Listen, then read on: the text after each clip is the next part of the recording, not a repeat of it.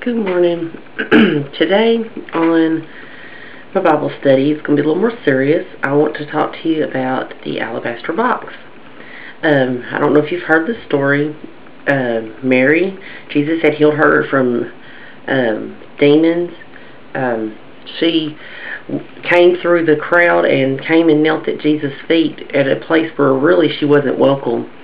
And she didn't really care. She just came to his feet, and she had an alabaster box. And an alabaster box is, alabaster is like this white marbly material. It's very expensive back then. Still expensive, I think. And she had the oil. The box itself was expensive, but the oil inside was even more expensive. She probably saved that oil all her life. You know, that was like her life savings, you know. And she poured it out onto Jesus and washed his feet with her tears and dried them with her hair. And you know, we all have our own alabaster box. We all have something we have to give up, you know, that's important to us when we come to the Lord. Like my husband was not for me going to church. I can remember sitting in my bathroom every night crying because every time I come back from church, because he would give me such a hard time. But he doesn't do that anymore. I stuck it out.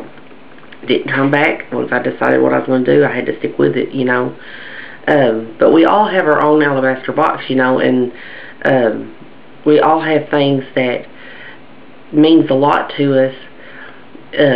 But we have to decide if Jesus means just as much, if not more. We all have our own way of praising and worshiping. Just because I don't jump or run around and shout doesn't mean that my worship isn't just as heartfelt as the person that does that. I always get very peaceful. That's what I prayed for. I used to be such a basket case before I came to the Lord. If there was lint in the floor, I would worry myself sick over it. So, you know, I mean, we each worship Jesus in our own way. Some worship through giving. Giving is a way of worship.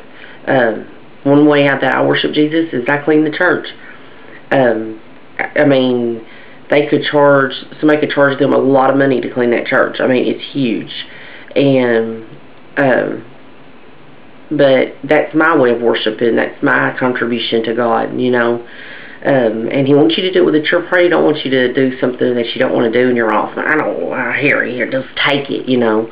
Well, he'd rather you keep it because he knows what's in your heart. He knows if you're doing it because you want to or if you're just doing it because you want to look good or because maybe you think that's what people expect. That's what you want people to make you look good and think, well, that's what people expect. That's what I need to do.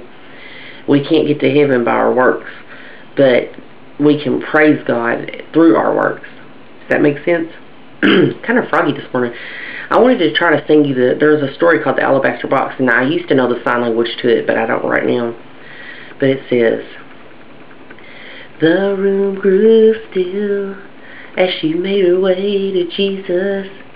She stumbles through the tears that made her blind. She felt such pain. Some spoke with anger, heard folks whisper, there's no place here for her kind. But still she came through the shame that flushed her face, until at last she knelt before his feet. And though she spoke no word, everything she said was heard, as she poured her love for the Master from her box of alabaster. And I've come to pour my praise on him like the oil from Mary's alabaster box. Don't be angry if I wash his feet with my tears and dry them with my hair. You weren't there the night he found me.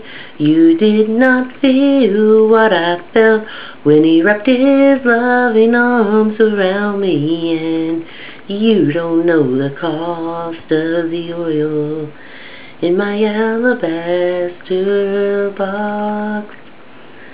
I can't forget the way life used to be.